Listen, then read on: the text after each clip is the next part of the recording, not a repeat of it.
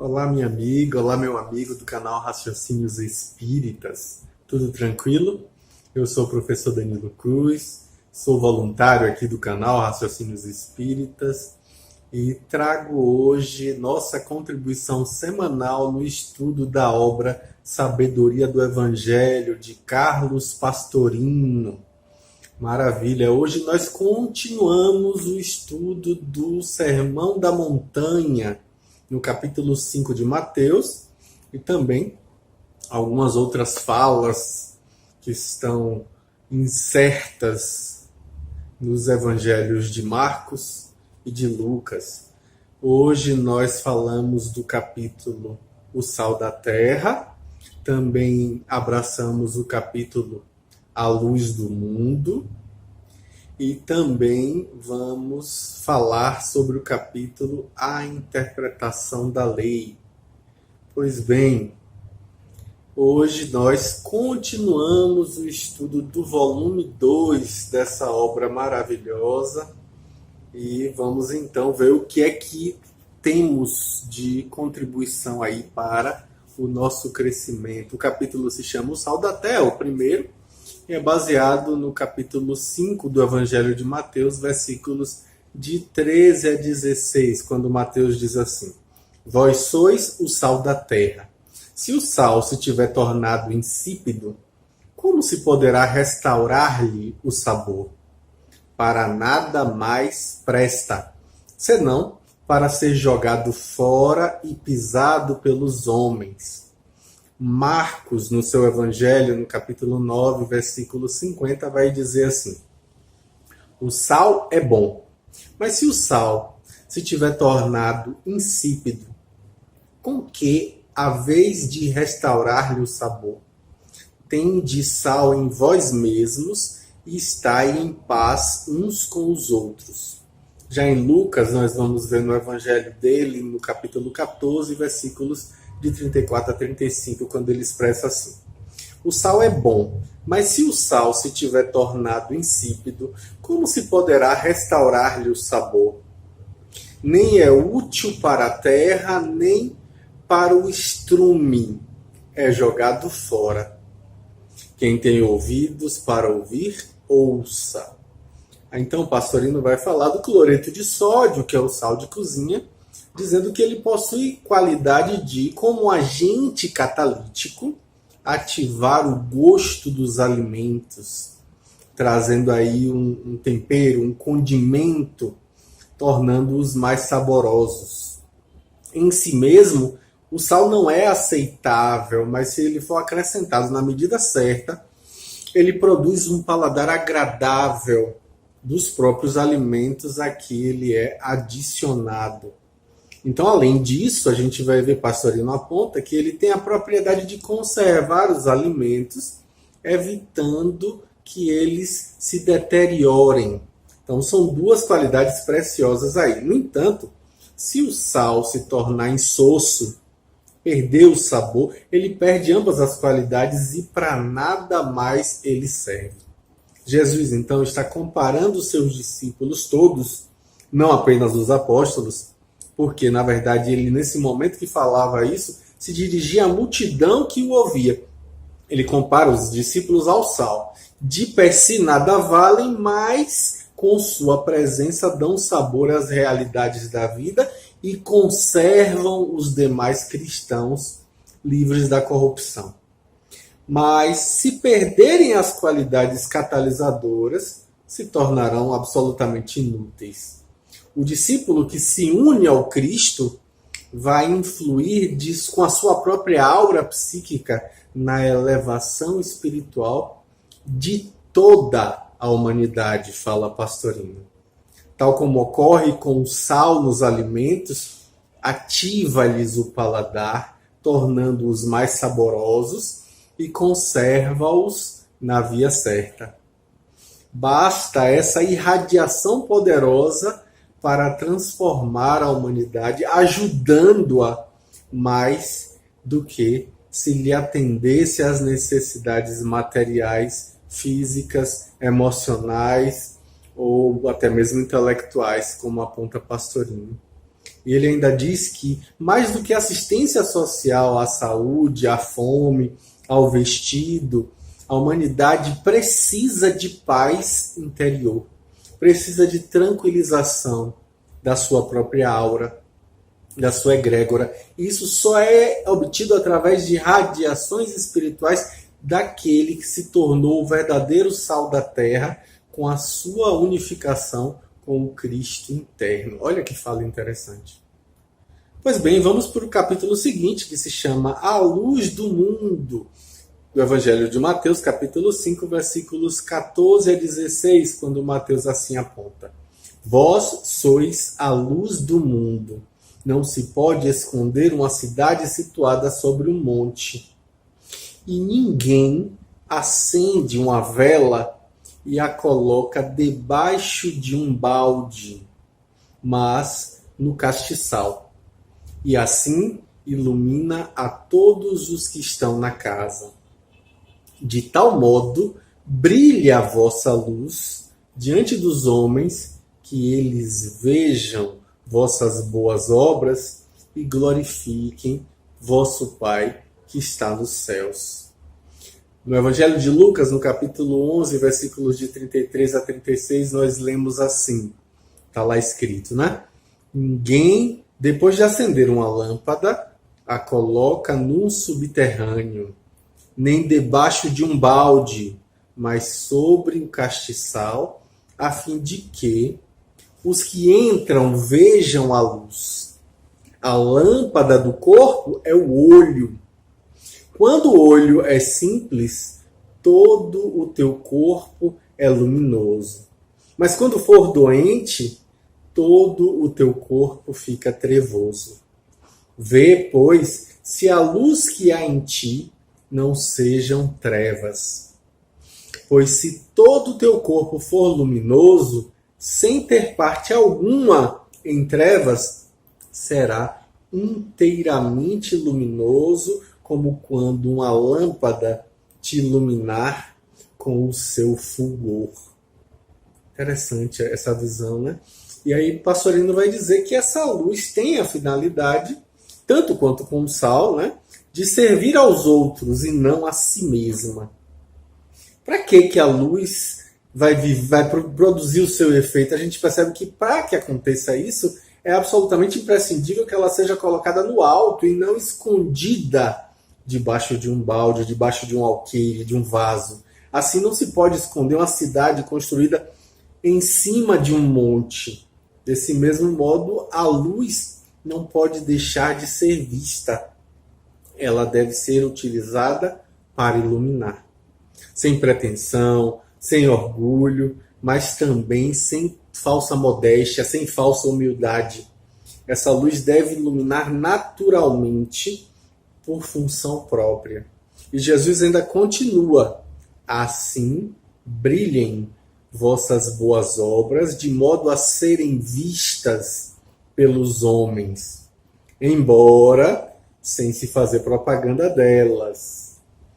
E aí Pastorino diz que é preciso que a gente recorde que Jesus proibia que se falasse dele glorificando-o.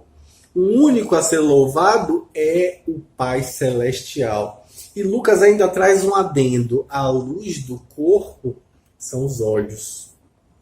Se estes forem simples, no sentido de limpos, puros, terços, ou seja, sem malícia, todo o corpo será luminoso. Se forem enfermos, ou seja, maliciosos, maldosos, a criatura então ficará em trevas. Quando, por exemplo, diz Pastorino, alguém vê duas criaturas amando-se e com simplicidade, sem malícia, admira o amor, tudo permanece em luz. Mas se nesse amor quem olha coloca malícia, o amor continuará a brilhar com pureza, mas a criatura que maldou, essa sim será invadida pelas trevas da malícia, que só existe nela mesma, e não no ato do amor em si, que é sempre puro, é sempre divino, justamente porque sintoniza com Deus, como diz João, que é amor. Deus é amor, então o amor está ali colocado. O ensinamento profundo dessa luz que somos, devendo com ela iluminar o mundo, serve para nos alertar com relação às nossas obrigações como espíritos, como individualidades espirituais. Não se pede aí que nós saibamos, nem que falemos apenas, nem que façamos, mas que sejamos luz. O que importa é ser luz. Para chegar a ser luz, só existe um meio, que é mergulhar na luz cósmica do Cristo, que declarou categoricamente: eu sou a luz do mundo, como está apontado no Evangelho de João, no capítulo 8, versículo 12. Mas aqui também, em um tom solene, ele afirma: vós sois a luz do mundo. E aí, com isso, a gente verifica ainda uma vez que Jesus não se apresenta como uma exceção da humanidade, mas ele se apresenta simplesmente como um modelo de todos nós. Desde que, como ele, consigamos nos unificar ao nosso Cristo cósmico com o Logos divino, também seremos nós a luz do mundo. E aí Pastorino diz que, afora isso, enquanto estivermos confundidos com o nosso corpo físico, crendo que a personalidade é o verdadeiro eu, a gente só pode ser treva. Não dá para ser luz. Quando nós nos libertarmos desses entraves da personalidade, quando rejeitarmos o nosso ego, nós ficaremos iluminados, porque nós veremos a luz, nós mergulharemos na luz e nos tornaremos luz. Olha que interessante, né? E essa luz interna se expande em círculos concêntricos, atingindo a todos. E mesmo sem que algo que se diga, todos recebem, todos a percebem. Os primeiros a usufruí-la, todos os que estão na casa serão iluminados. São nossas células, nossos órgãos. Pelos olhos é que justamente essa criatura se ilumina. Uma comparação perfeita, como disse Pastorino, já que os atingidos pela cegueira física permanecem nas trevas, ou seja, é uma metáfora. Entretanto, há aí um matiz mais profundo. É pelos olhos intelectuais, e Jesus usa o singular, né? Pelo olho, que penetra na criatura a luz da mente que nos ilumina. É aqui que nós talvez podemos vislumbrar uma referência ao olho de Shiva, como diz Pastorino, né? A glândula pituitária e a pineal, que constituem, na verdade, o olho que nos possibilita a visão espiritual através da mediunidade. A ignorância são justamente as trevas que envolvem o espírito, que é a personalidade, levando ele ao erro, à maldade. E é justamente por isso, quando os olhos intelectuais são enfermos ou fracos, como disse Pastorino, todo o ser permanece em trevas. Mas quando os olhos intelectuais são simples, sem malícia, sem a vaidade que obumbra, né? essa situação, sem o orgulho que incha, sem a dúvida que vacila, tudo é visto com clareza e precisão. Então, cada criatura humana que se unifica ao Cristo se torna a luz do mundo, que ilumina por si mesma, refletindo justamente a luz do Cristo cósmico que há em nós, que habita nessa luz justamente, e que consegue se expandir através do cristal purificado de uma personalidade que verdadeiramente se anulou a si mesma para que apenas o Cristo vivesse através dela. Então, canais limpos de todo apego, espelhos limpos de qualquer mancha. Nós nos tornaremos então transparentes e ninguém mais verá em nós a personalidade, mas encontrará sim o Cristo eterno e interno, falando através de nossa boca, agindo através de nossas mãos, iluminando a todos com o nosso amor que é justamente o amor dele que está se expandindo através de nosso intermédio. Capítulo fantástico, né? Vamos agora ao capítulo Interpretação da Lei, que é baseado no Evangelho de Mateus, no capítulo 5, versículos de 17 a 20. Continuando o Sermão do Monte, né? Jesus diz assim: não penseis que vim revogar a lei ou os profetas. Não vim revogar, mas completar. Pois em verdade vos digo, até que o céu e a terra caduquem, de modo algum caducarão, nem um i, nem um tio da lei, até que tudo evolua. Aquele, pois, que solucionaram destes mínimos mandamentos e assim ensinar aos homens, será chamado mínimo no reino dos céus. Mas aquele que praticar e ensinar, esse será chamado grande no reino dos céus. Porque vos digo que, se vossa perfeição não exceder a dos escribas e fariseus, de modo algum entrareis no reino dos céus. Olha aí que interessante. Inclusive, é uma tradução um pouco diferente do que a gente está habituado, né? Ao iniciar as referências à lei mosaica e seus aperfeiçoamentos por ele introduzidos, Jesus então declara que não veio revogar, mas sim completar a lei. As traduções vulgares, aponta Pastorino, trazem cumprir a lei, o que não seria nada de extraordinário, já que todos nós viemos também para cumprir a lei. Então seria uma afirmativa inane, né? Seria um pleonasmo. É óbvio que eu vim cumprir a lei. Então, Pastorino diz que o verbo plerasai significa completar. Pleros quer dizer cheio, completo. Então, sua missão, a missão de Jesus, é trazer complementos, acréscimos, para completar o que Moisés ensinou. Depois, Jesus explica que durante todo o ciclo de vida desse planeta, até que o céu e a terra caduquem, tudo terá que fatalmente evoluir. E durante todo esse período, nenhuma vírgula da lei caducará. Nada se omitirá sem que seja cumprido. Então, o verbo genetai, gnomai, né, gignomai, exprime, na verdade, o tornar-se, o devenir, isto é, a evolução, o futuro evolutivo. Então, toda a lei se cumprirá até que, inexoravelmente, tudo evolua. E a seguir vem um trecho que, nas traduções vulgares, apresenta um certo contrassenso incompreensível. Na verdade, é um absurdo nas palavras de Pastorino, né?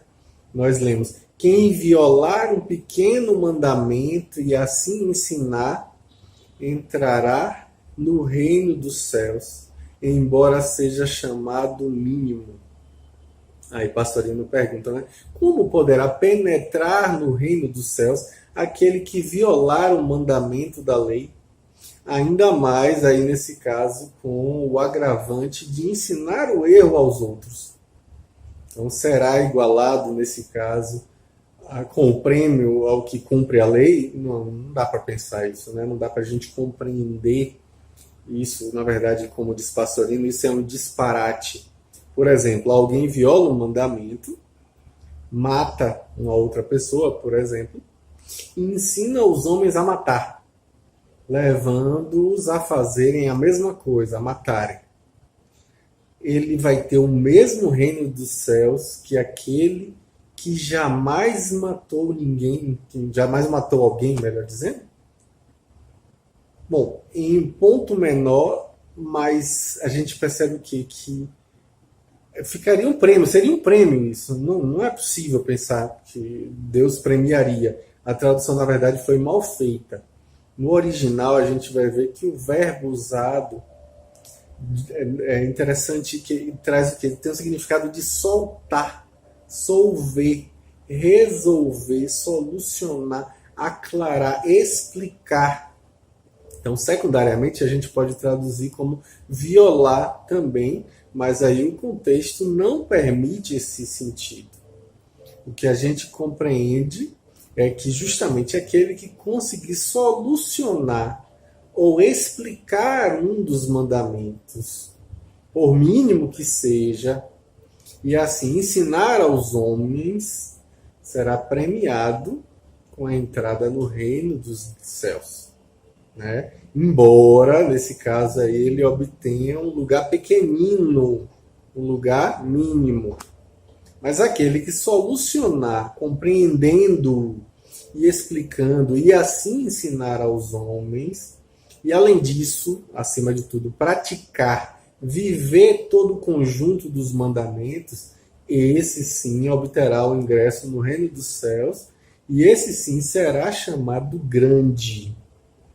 Então, como a gente vê aí, o sentido fica realmente muito mais fácil de entender, muito mais lógico, e a gente percebe que tem uma sequência, um desenvolvimento claro e uma ilação perfeita, né?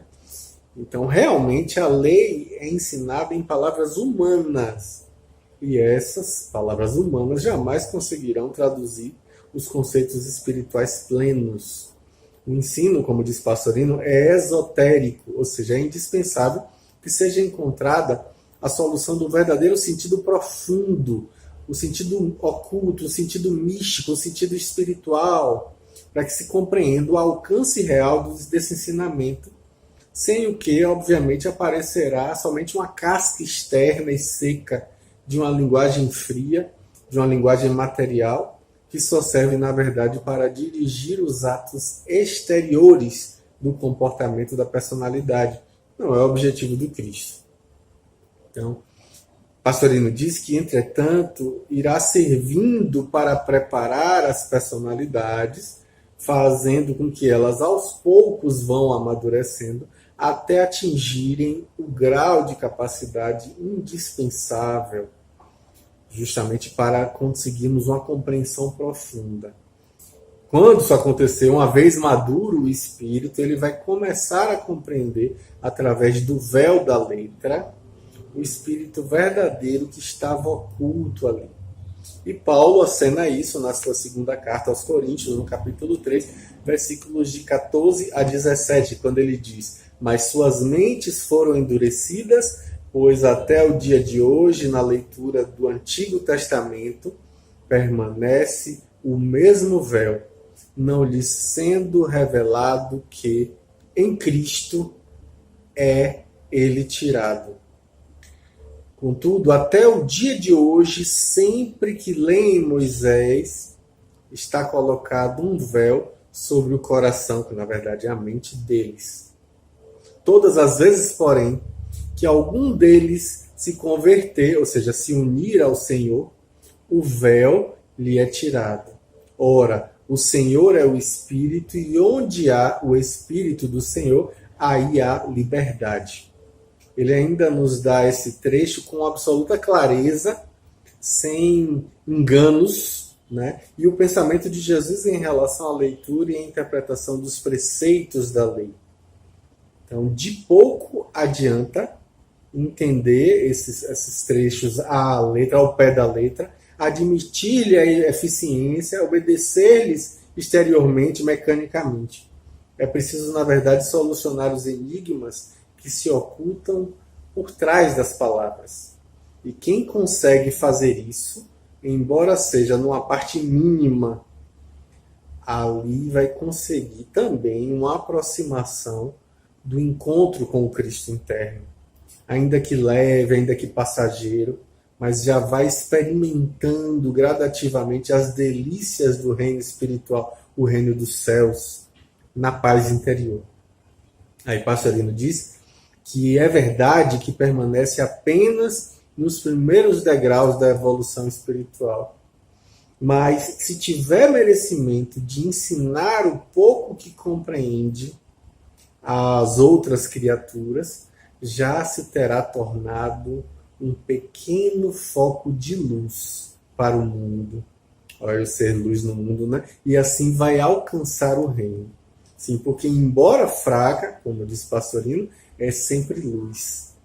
Já aqueles que tiverem atingido a solução para todos ou quase todos os ensinamentos.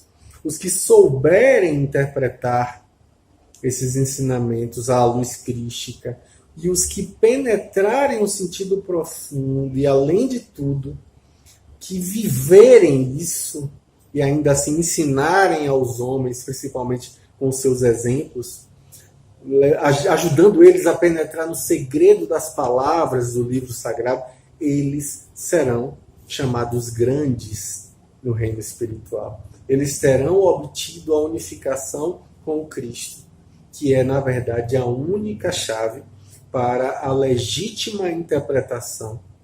E desse jeito eles esparzirão a luz do Cristo, iluminando a todos com justamente os refletores do Logos divino em todos. Do mesmo jeito que habita em nós, vai poder ajudar a habitar nos outros, os outros a perceberem essa luz que habita neles. Que jornada, hein? Que trabalheira conseguir fazer isso, mas é o caminho. É o que Jesus está nos convidando aí para a nossa ascensão espiritual, nosso amadurecimento, nosso crescimento, nossa evolução. Estamos fadados à felicidade, mas se a gente puder fazer com que isso aconteça de maneira mais rápida e efetiva, melhor para nós, melhor para o nosso entorno, né? Então, seremos contados aí como filhos do Altíssimo e teremos a oportunidade de ser luz e sal onde quer que estejamos. Então, que as bênçãos do nosso amado Mestre Jesus acolham em nossas almas esses sinceros propósitos que nós abraçamos agora, de sermos sal da terra e de sermos luz no mundo, e ajudando a espalhar essa luz tão necessária para vencer as trevas que ainda nos cercam, as trevas da ignorância. Um grande abraço e até semana que vem. Com fé em Deus. Tchau, tchau.